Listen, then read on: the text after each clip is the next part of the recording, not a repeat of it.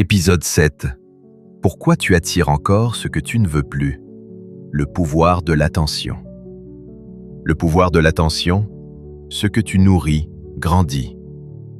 Pourquoi attires-tu encore ce que tu ne veux plus? Pourquoi certains schémas reviennent, même quand tu as compris, même quand tu as décidé, même quand tu veux sincèrement avancer? Et si la réponse n'était pas dans ce que tu veux, mais dans ce que tu nourris chaque jour par ton attention? Depuis le début de cette série, tu as compris que la loi de l'attraction n'est pas un mythe magique. Tu as vu que l'émotion influence ce que tu vis, que les croyances installent une normalité intérieure, que le subconscient apprend par répétition, et même que l'environnement invisible façonne ce qui te semble possible. Mais aujourd'hui, on va toucher un levier plus direct, plus intime, plus silencieux. Un levier que tu utilises en permanence, même sans le vouloir. L'attention. À quoi penses-tu quand tu n'es pas occupé? À quoi ton esprit revient-il naturellement quand tu marches, quand tu fais la vaisselle, quand tu conduis, quand tu te réveilles la nuit? Est-ce que ton attention se pose sur ce qui t'élève ou sur ce qui te pèse? Sur ce que tu construis ou sur ce que tu crains? Napoléon Hill expliquait que les pensées dominantes finissent par imprimer une direction à la vie, surtout lorsqu'elles sont répétées avec émotion. Bob Proctor enseignait que le paradigme se nourrit de ce que tu répètes et acceptes comme normal. Esther Hicks rappelle que ta vibration suit ton focus. Ce que tu regardes souvent devient ton point de départ intérieur. Et Rhonda Byrne a popularisé une idée simple.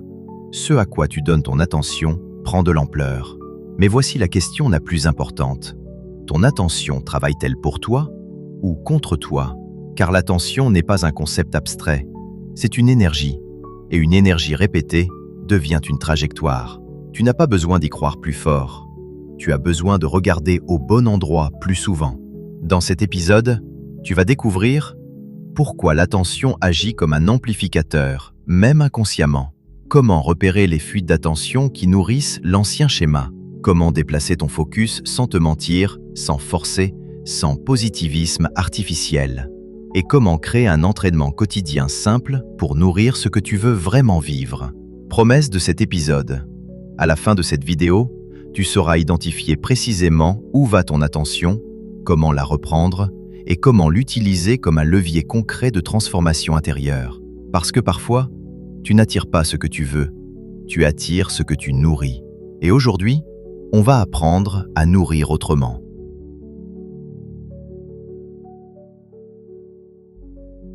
Avant d'aller plus loin, prends juste quelques secondes.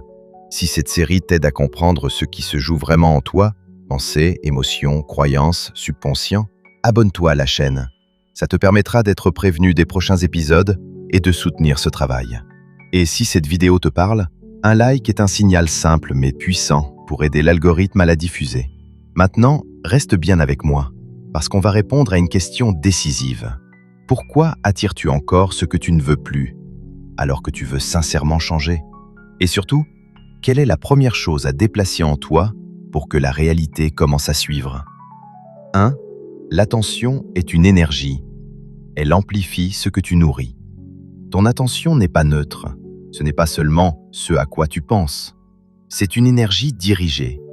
Et ce que tu regardes longtemps grandit. Si tu passes tes journées à te focaliser sur ce qui manque, sur ce que tu crains, sur ce qui t'énerve, ton cerveau finit par organiser ta perception autour de ça. Tu vois plus de preuves, tu anticipes davantage, tu réagis plus vite et tu entres dans une boucle. Napoléon Hill rappelait que les pensées dominantes, répétées avec émotion, finissent par imprimer une direction. Bob Proctor disait que le paradigme se nourrit de ce que tu répètes et acceptes comme normal. Esther Hicks insiste. Ta vibration suit ton focus. Et Rhonda Byrne a rendu l'idée simple. L'attention amplifie. Mais voici la nuance qui change tout. Tu n'attires pas seulement ce que tu désires. Tu attires aussi ce que tu observes avec intensité, même en voulant l'éviter. Combien de fois dis-tu « je ne veux plus vivre ça », tout en y pensant, en parlant, en le craignant? Ton système intérieur enregistre surtout « je regarde ça souvent ». Et ce que tu regardes souvent devient familier. Ce qui devient familier devient normal. Et ce qui devient normal se répète. Mise en pratique. 1. Ce que tu nourris par ton attention se renforce. 2. La répétition du focus crée ta normalité intérieure. 3. Déplacer l'attention précède souvent le changement extérieur.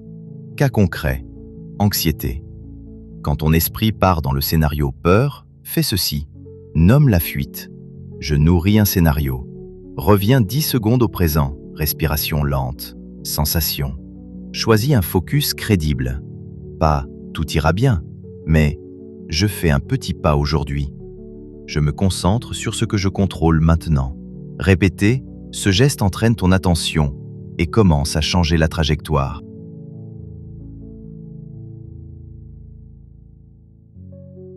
Partie 1. L'attention est une énergie. Elle amplifie ce que tu nourris. Ton attention n'est pas neutre. Ce n'est pas seulement ce à quoi tu penses. C'est une forme d'énergie dirigée. Et ce que tu regardes longtemps grandit. Tu peux le vérifier dans ta propre vie. Si tu passes des semaines à te focaliser sur ce qui manque, sur ce qui ne va pas, sur ce que tu crains, ton cerveau finit par organiser ta perception autour de ça. Tu remarques plus de preuves. Tu interprètes plus vite. Tu anticipes davantage. Et sans t'en rendre compte, tu entres dans une boucle. Question. Est-ce que ton attention te libère ou t'enferme ? Napoléon Hill enseignait que les pensées dominantes, lorsqu'elles sont répétées avec émotion, finissent par s'imprimer dans l'expérience vécue. Autrement dit, ce n'est pas une pensée isolée qui crée une vie, c'est la répétition d'un focus. Bob Proctor parlait de paradigme, un programme intérieur qui dirige tes réactions. Et ce paradigme se nourrit de ce que tu répètes et acceptes comme normal. Si ton attention revient chaque jour au doute, à la peur ou à l'attente, comment ton paradigme pourrait-il se reprogrammer? Esther Hicks explique que ta vibration suit ton focus. Ce que tu regardes souvent devient ton point de départ émotionnel. Et Rhonda Byrne a rendu cette idée accessible. L'attention amplifie l'objet de l'attention. Mais voici la nuance essentielle. Tu n'attires pas seulement ce que tu aimes, tu attires aussi ce que tu observes avec intensité, même en voulant l'éviter. Combien de fois dis-tu « je ne veux plus vivre ça », tout en y pensant, en parlant, en l'analysant, en le craignant. Ton système intérieur n'entend pas seulement « je ne veux pas », il enregistre « je regarde ça souvent ». Et ce que tu regardes souvent devient familier, ce qui devient familier devient normal, et ce qui devient normal finit par se répéter. C'est pour cela que l'attention est le premier levier du changement. Avant de changer tes résultats, tu changes ton focus. Dans la partie suivante, tu vas apprendre à repérer les fuites d'attention les plus fréquentes, celles qui nourrissent l'ancien programme, et surtout comment les corriger sans te mentir, sans lutter, sans positivisme artificiel. Mise en pratique. Reprendre le contrôle de ton attention. 3 enseignements clés. 1. Ce que tu nourris par ton attention se renforce. Ton attention est un amplificateur. Même si tu ne veux plus, si tu regardes encore, tu nourris encore. 2. La répétition du focus crée la normalité intérieure. Ce qui revient souvent dans ton esprit devient ton point de départ émotionnel. 3. Changer d'attention précède souvent le changement de réalité.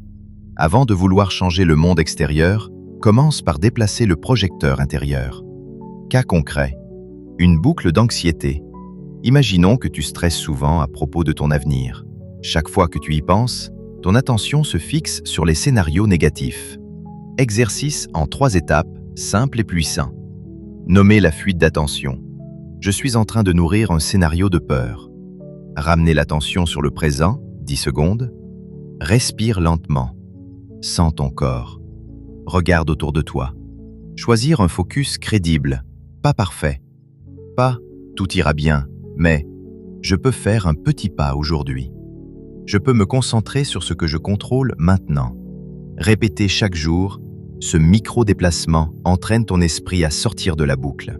Et c'est ainsi que l'attention devient un outil de transformation, pas une prison. Partie 2. Les fuites d'attention les plus fréquentes. Si l'attention est une énergie, alors la question n'est plus seulement « sur quoi je veux me concentrer », mais « où est-ce que mon attention s'échappe chaque jour sans que je m'en rende compte ?» Parce que la plupart des gens ne nourrissent pas l'ancien schéma par choix. Ils le nourrissent par automatisme. Voici les fuites d'attention les plus fréquentes. 1. La rumination. Rejouer le passé. Tu revis une scène, une parole, un regret. Tu cherches ce que tu aurais dû dire, faire, éviter. Résultat, tu nourris l'ancien état émotionnel comme s'il était encore présent. Question. Combien de temps ton attention vit-elle dans hier? 2. L'anticipation anxieuse. Imaginez le pire. Tu prépares l'échec, le rejet, la perte. Ton cerveau confond souvent intensité imaginée et réalité probable. Tu te protèges, mais tu programmes ton système à rester en mode menace. Question. Et si ton réalisme était en fait une habitude de peur? 3. La comparaison. Regardez la vie des autres. Tu compares ton rythme, tes résultats, ton apparence, ton succès. Et chaque comparaison déplace ton attention de ta trajectoire vers celle des autres. Résultat, frustration, manque, tension. Question. À qui donnes-tu ton pouvoir quand tu compares? 4. Les conversations répétitives. Le drame comme carburant. Tu reparles des mêmes problèmes, des mêmes personnes, des mêmes injustices. Sans solution, sans orientation. Ton attention devient un cercle fermé. Question. Est-ce que tes conversations te libèrent ou te conditionnent?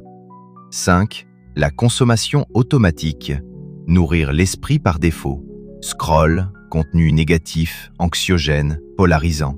Même tu t'y exposes. Et l'exposition répétée devient ton climat intérieur. Question. Est-ce que ton esprit est nourri ou saturé? Le point commun, ces fuites ne sont pas mauvaises. Elles sont automatiques. Et ce qui est automatique crée une normalité. Mise en pratique. Stopper une fuite d'attention en 20 secondes. 3 enseignements clés. 1. Une fuite d'attention n'est pas un défaut, c'est un réflexe. Tu ne changes pas un réflexe en te jugeant, tu le changes en le repérant. 2. Ce que tu répètes en attention devient ton climat intérieur. Même sans action, la répétition prépare tes réactions futures. 3. Tu n'as pas besoin de changer d'un coup, tu as besoin d'interrompre la boucle.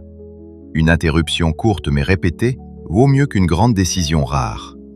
Cas concret, je rumine / j'anticipe / je compare. Étape 1. Nommer. 5 secondes. Dis intérieurement, je suis en fuite d'attention. Rumination / anticipation / comparaison. Étape 2. Couper la boucle. 10 secondes. Respire lentement une fois. Sens tes pieds, ton corps, l'air. Regarde un point fixe. Tu ramènes ton esprit dans le présent. Étape 3. Rediriger vers un focus crédible. 5 secondes. Choisis une phrase simple et vraie. Je reviens à ce que je peux contrôler. Un pas maintenant. Je choisis une pensée utile. Puis, fais une micro-action, même minuscule. Ouvrir une note et écrire une idée. Ranger un objet. Envoyer un message utile. Commencer 2 minutes. Pourquoi? Parce que l'attention se stabilise mieux quand elle est accompagnée d'un geste concret. Répété plusieurs fois par jour, ce protocole reprogramme ton attention. Tu ne supprimes pas l'ancien réflexe, tu installes un nouveau réflexe plus utile.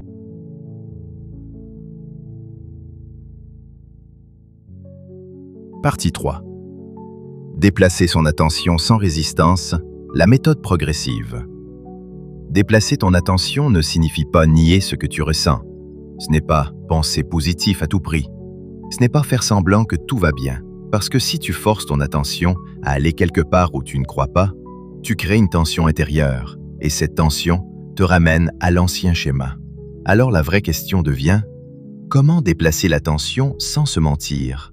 Napoleon Hill expliquait que la foi se construit, elle ne se décrète pas. Bob Proctor rappelait qu'un paradigme change quand une nouvelle référence devient familière. Esther Hicks parle d'alignement progressif. On ne saute pas d'une émotion à une autre, on glisse. Et Charles F. Hannell insistait sur la cohérence intérieure. Une pensée devient cause lorsqu'elle est intégrée. Tout converge vers une même idée, le déplacement efficace et progressif et crédible. 1. Du problème au processus. Quand tu es coincé, Ton attention colle au problème. Pourquoi ça m'arrive? La sortie commence quand tu passes au processus. Qu'est-ce que je peux ajuster maintenant? Ce simple basculement change la direction de ton esprit. Tu ne supprimes pas le réel, tu changes l'angle. 2. Du tout ou rien au prochain pas. L'ancien programme adore les extrêmes. Je change complètement ou je n'y arriverai jamais. La méthode progressive introduit une troisième voie. Quel est le prochain pas crédible? Tu n'as pas besoin de croire à la transformation totale. Tu as besoin d'accepter une petite ouverture. 3. Du mental au ressenti stable. Ton attention suit souvent ce qui est chargé émotionnellement. Si tu veux déplacer ton attention, tu dois lui offrir un point d'appui, une sensation simple, stable, accessible. Un souffle lent, un relâchement des épaules, un contact avec le présent. Question. Peux-tu te sentir 5% plus calme, là, maintenant? Pas heureux, pas euphorique, juste un peu plus calme. C'est ainsi que l'attention apprend une nouvelle direction, par des ajustements minuscules mais répétés. 4. Du futur fantasmé au présent orienté. Beaucoup attendent que la vie change pour se sentir mieux. Mais l'attention fonctionne à l'inverse. Tu changes ce que tu nourris maintenant et la trajectoire suit. Alors pose-toi cette question. Si mon attention était un projecteur, où est-ce que je l'oriente aujourd'hui? Sur la peur, le manque, le jugement ou sur un pas, une solution, une action? Dans la suite, tu verras comment l'attention combinée à l'émotion devient un accélérateur et comment construire une routine simple pour nourrir ce que tu veux réellement voir grandir.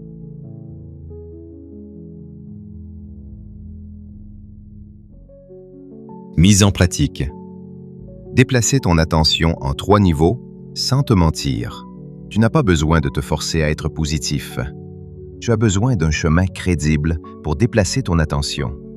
Cette mise en pratique te donne une méthode simple. 3 niveaux, du plus accessible au plus puissant. 3 enseignements clés. 1. Le déplacement efficace est progressif.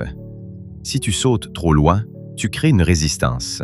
Le cerveau revient à l'ancien. 2. L'attention suit ce qui est émotionnellement crédible. Tu ne peux pas penser un nouvel état si ton corps reste en alerte. 3. Un petit déplacement répété vaut mieux qu'un grand déplacement rare. L'intégration vient de la répétition douce. Cas concret. Je suis coincé dans le doute. Niveau 1. Du problème au processus. 20 secondes. Quand tu sens le doute ou l'angoisse, dis intérieurement « Je suis en train de nourrir le problème ». Puis, pose une question de processus. Quel est un ajustement possible maintenant? Même minuscule, le but est de sortir du cercle fermé. Niveau 2. Du tout ou rien au prochain pas. 30 secondes. Choisis un prochain pas crédible, pas un objectif parfait. J'écris 3 idées. Je fais 2 minutes. Je commence le début. Le cerveau adore les pas simples. Ils réduisent la résistance. Niveau 3. Du mental au ressenti stable. 40 secondes. Avant d'agir, crée un appui émotionnel minimal. Une respiration lente, relâcher les épaules, sentir tes pieds au sol. Puis, répète une phrase crédible. Je peux faire un pas maintenant. Ce n'est pas une promesse magique. C'est une direction. Routine quotidienne. 2 minutes. Pour entraîner ton attention, fais ce mini-rituel chaque jour. Matin, 1 minute. Où est-ce que je veux orienter mon attention aujourd'hui? Choisis un mot. Calme, clarté, action, confiance. Soir, 1 minute. Qu'est-ce que j'ai nourri aujourd'hui? Sans jugement, juste observation. Répétez, ce rituel change ta normalité intérieure. Et quand ta normalité change, tes résultats commencent à suivre.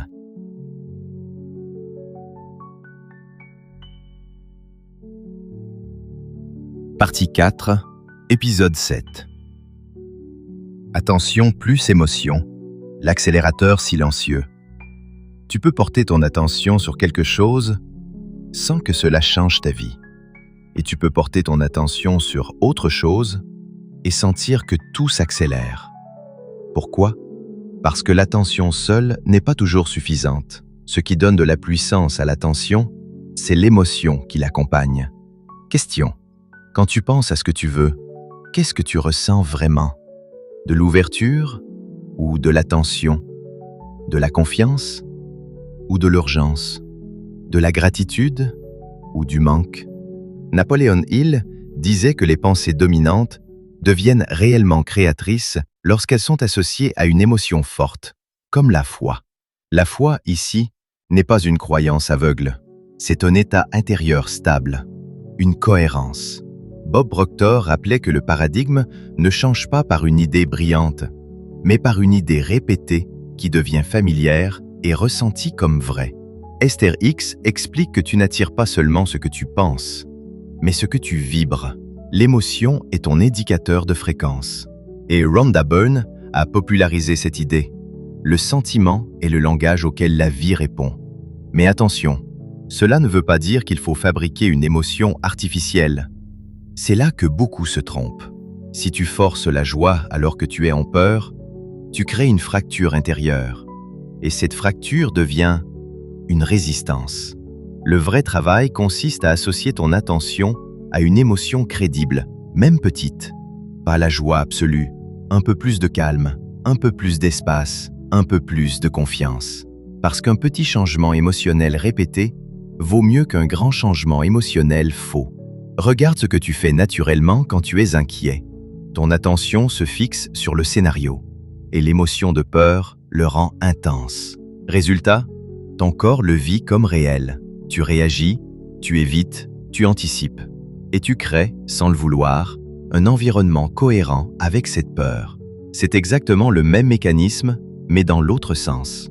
Quand ton attention se fixe sur une direction constructive et que l'émotion associée est stable, tu changes tes micro-décisions. Et tes micro-décisions changent tes résultats. Question. Si tu pouvais sentir 5% de confiance de plus aujourd'hui, qu'est-ce que tu ferais différemment? Pas demain, pas quand tout ira mieux. Aujourd'hui. Dans la suite, on va transformer ce principe en routine simple pour que ton attention et ton émotion travaillent ensemble au lieu de te saboter.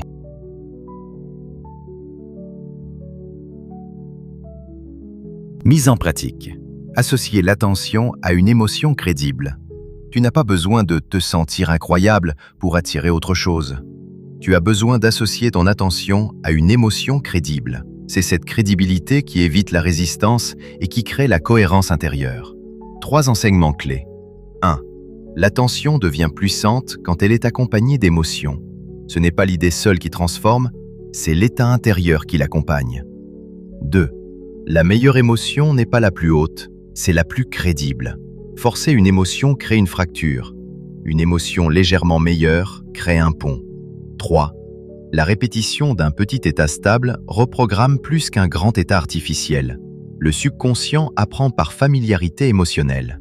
Cas concret. Je veux avancer, mais je me sens en insécurité. Étape 1.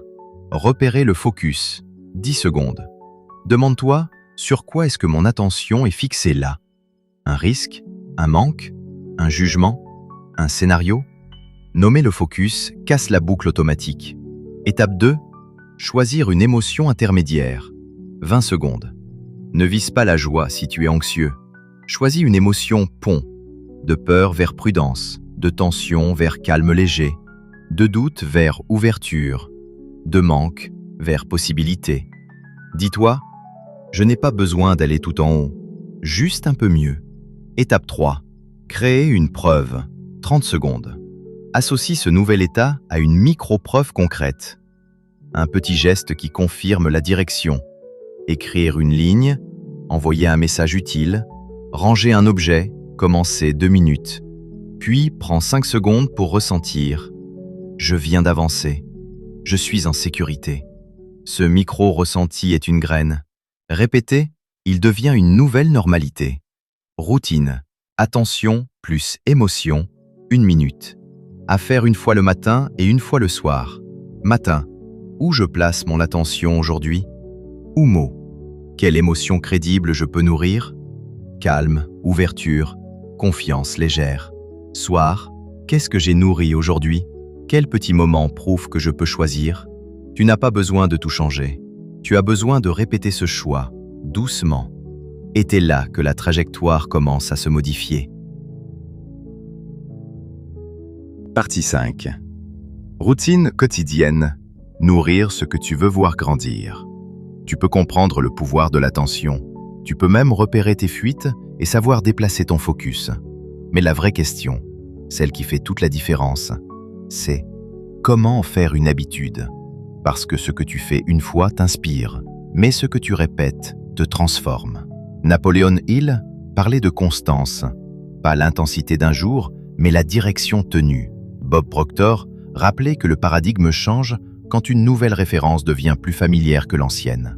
Esther Hicks insiste, ton point d'attraction, c'est ton focus émotionnel dominant.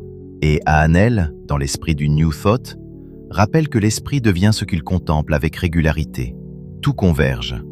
Ton attention est un entraînement. Et si tu ne l'entraînes pas, elle est entraînée par défaut, par tes habitudes, ton environnement, tes conversations, ton stress. Alors, plutôt que d'attendre d'être dans un bon état pour avancer, tu crées un cadre qui te ramène à une direction intérieure stable, même les jours où c'est plus difficile. Voici l'idée simple. Tu n'as pas besoin de contrôler ton esprit 24 heures sur 24. Tu as besoin de lui donner des points de retour, un peu comme une boussole. Tu peux dériver, mais tu reviens. Question. À quel moment de la journée ton attention dérive le plus? Le matin? Entre deux tâches? Le soir? C'est précisément là qu'il faut installer un repère. La routine que je te propose est volontairement courte, parce que si elle est trop longue, tu ne la tiendras pas. Et si tu ne la tiens pas, elle ne devient pas familière. 1. Le matin, orienter le projecteur. Au réveil, ton esprit est plus malléable. Tu poses une direction avant que le monde ne pose la sienne. Aujourd'hui, je nourris quoi? Un mot. Calme, clarté, confiance, action, gratitude, ouverture. Puis une deuxième question. Quelle micro-action confirme ce mot? Un pas simple. 2. Dans la journée, interrompre la fuite. Quand tu sens une fuite d'attention, rumination, comparaison, peur, tu ne te juges pas. Tu reviens. Un souffle lent, une phrase crédible. Je reviens au présent. Une micro-action. 3. Le soir. Ancrer la preuve. Avant de dormir, ton subconscient enregistre ce que tu répètes. Tu lui donnes une preuve, même petite. Quel moment aujourd'hui montre que je peux choisir mon attention? Cette routine crée un effet cumulatif. Tu ne changes pas ta vie par un grand événement. Tu changes ta trajectoire par ce que tu nourris chaque jour. Et quand ta trajectoire change, ce que tu attires change aussi. Mise en pratique. La routine, 3 fois 1 minute, entraîner ton attention chaque jour. Tu n'as pas besoin de contrôler ton esprit toute la journée. Tu as besoin d'un entraînement simple, réaliste, répétable. Cette mise en pratique transforme l'épisode en routine quotidienne. 3 moments, 1 minute chacun. L'objectif n'est pas la perfection, c'est la constance. 3 enseignements clés. 1. L'attention s'entraîne comme un muscle. Sans entraînement, elle suit le stress, l'habitude et l'environnement. 2. Ce que tu nourris souvent devient ta normalité intérieure. Et ta normalité intérieure devient ton point de départ émotionnel. 3. La répétition courte mais quotidienne reprogramme plus que l'intensité rare. 1 minute tenue tous les jours vaut mieux qu'une grande séance abandonnée. Cas concret. Je veux arrêter d'attirer ce que je ne veux plus. Routine, 3 fois 1 minute. 1. Matin, 1 minute. Orienter le projecteur. Au réveil, pose une direction avant que le monde ne la pose pour toi. Question 1. Aujourd'hui, je nourris quoi? Choisis un mot. Calme, / clarté, / confiance, / action, / gratitude, / ouverture. Question 2. Quelle micro-action prouve ce mot? Exemple, calme, flèche, une respiration lente avant de répondre. Action, flèche, commencer 2 minutes une tâche. Confiance, flèche, envoyer un message que tu repousses. Le but, une direction plus un geste. 2. Dans la journée, 1 minute. Interrompre une fuite d'attention. Quand tu remarques rumination, comparaison, peur ou agitation, étape 1, 10 secondes, nomme-la. Je suis en fuite d'attention. Étape 2. 20 secondes. Reviens au présent. Un souffle lent, épaules relâchées, pieds au sol. Étape 3. 30 secondes. Redirige vers un focus crédible. Je reviens à ce que je contrôle maintenant. Puis, fais une micro-action. Écrire une ligne, ranger un objet, démarrer 2 minutes. Tu ne combats pas l'ancien. Tu poses un nouveau réflexe. 3. Soir, 1 minute. Ancrer la preuve. Avant de dormir, ton subconscient consolide ce qui a été répété. Question 1. Qu'est-ce que j'ai nourri aujourd'hui? Sans jugement. Question 2. Quel moment prouve que je peux choisir mon attention? Même petit, même imparfait, cette preuve crée une nouvelle référence intérieure. Bonne pratique au quotidien, simple mais puissante. Ne cherche pas la bonne vibration, cherche un cran mieux. Remplace tout changer par un pas maintenant. Répète la routine 7 jours. La constance fait la différence. En faisant ça, tu ne changes pas seulement ton attention, tu changes ce que tu nourris, et donc ce qui grandit dans ta vie. Tu n'attires pas ce que tu veux, tu attires ce que tu nourris. Si tu devais retenir une seule idée de cet épisode, ce serait celle-ci. Ton attention est un amplificateur. Elle agrandit ce que tu regardes. Elle renforce ce que tu répètes. Elle stabilise ce que tu nourris. Et c'est pour cela que tu peux continuer à attirer ce que tu ne veux plus, même avec de bonnes intentions. Pas parce que tu échoues, pas parce que tu n'es pas assez positif, mais parce que ton attention revient encore, souvent, au même endroit. Aujourd'hui, tu as appris à voir l'attention comme un outil, pas comme une fatalité. Tu as compris que les fuites d'attention, rumination, anticipation anxieuse, comparaison, conversation répétitive, consommation automatique, nourrissent l'ancien programme. Tu as vu que déplacer ton attention ne se fait pas par la force, mais par une méthode progressive. Passer du problème au processus, du tout ou rien au prochain pas, du mental à un ressenti stable et crédible. Tu as compris aussi que l'attention devient encore plus puissante lorsqu'elle est associée à une émotion. Pas une émotion fabriquée, mais une émotion crédible. Un cran mieux. Un peu plus calme, un peu plus ouvert, un peu plus stable. Et tu as maintenant une routine simple pour ancrer tout cela. 3 fois 1 minute. Matin, orienter. Journée, interrompre et rediriger. Soir, ancrer une preuve. Ce n'est pas spectaculaire, mais c'est précisément pour cela que c'est durable. Parce que le vrai changement ne commence pas quand tout va bien. Il commence quand tu te surprends à partir dans l'ancien réflexe et que tu reviens, sans te juger, encore et encore. C'est ainsi que l'attention devient une force qui travaille pour toi. Alors, avant de terminer, je te pose une dernière question. Si ton attention était un projecteur, où veux-tu l'orienter demain? Pas dans une vie parfaite, dans une direction. Une direction tenue, même doucement, finit toujours par changer la trajectoire. Merci d'avoir suivi cet épisode jusqu'au bout. Si tu veux continuer, la suite de la série va approfondir ce qui maintient ou libère ton point d'attraction et comment installer un état intérieur stable, capable de soutenir tes intentions dans la durée.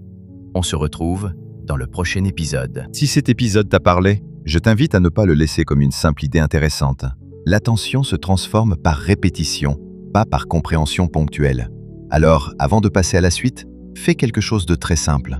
Ajoute cette vidéo à ta playlist personnelle. Reviens-y régulièrement. Écoute-la le matin au réveil, avant que ton esprit ne soit happé par le monde. Et écoute-la aussi le soir, juste avant de t'endormir, quand le subconscient devient plus réceptif. Ce n'est pas un détail. Ces 2 moments sont des portes d'entrée puissantes. Le matin, tu orientes ton projecteur intérieur. Le soir, tu consolides ce que tu as nourri dans la journée. Et si tu veux soutenir cette série pour qu'elle continue à sortir avec la même profondeur, abonne-toi à la chaîne. Chaque abonnement compte réellement. Il permet à l'algorithme de recommander ses contenus à d'autres personnes et il soutient concrètement le travail du créateur. Si tu as aimé cette vidéo, laisse un like. C'est un geste simple, mais c'est un signal fort pour YouTube et ça aide cet épisode à toucher davantage de personnes. Je t'invite aussi à écrire un commentaire Quelles sont les questions que tu te poses encore sur la loi de l'attraction? Quel sujet veux-tu absolument que j'aborde dans la suite de la série? Tes questions nourrissent directement les prochains épisodes et elles permettent d'aller plus loin, plus précisément, sur ce qui te concerne. Et maintenant, parlons de la suite. Dans l'épisode 8, nous allons franchir une étape essentielle. On va explorer ce qui, en toi, maintient ton point d'attraction même lorsque tu essaies de changer. Ce qui résiste, ce qui se protège, ce qui s'accroche à l'ancien. Parce qu'une fois que tu comprends le pouvoir de l'attention, une autre question devient inévitable. Pourquoi est-ce si difficile de maintenir son attention au bon endroit? Qu'est-ce qui la ramène automatiquement à l'ancien schéma? C'est ce que nous allons éclairer ensemble dans la suite. Merci sincèrement d'avoir été présent jusqu'ici. Merci pour ton attention justement. Et si tu veux avancer étape par étape, je t'invite aussi à découvrir ou revoir les autres épisodes de la série sur la loi de l'attraction dans l'ordre. On se retrouve tout de suite dans l'épisode 8. Si cette vidéo t'a apporté de la clarté, abonne-toi à la chaîne pour soutenir le créateur et être informé des prochains épisodes. Un like aide aussi énormément à faire découvrir ce contenu à d'autres personnes. Et si tu veux suivre le chemin complet, je t'invite à regarder les autres épisodes de la série sur la loi de l'attraction, idéalement dans l'ordre. Chaque épisode construit la suite. Maintenant, j'aimerais te poser une question. Sur quoi ton attention revient-elle le plus souvent sans que tu le choisisses? Écris-le en commentaire et dis-moi aussi quel sujet tu veux que j'aborde dans le prochain épisode. Merci d'être là.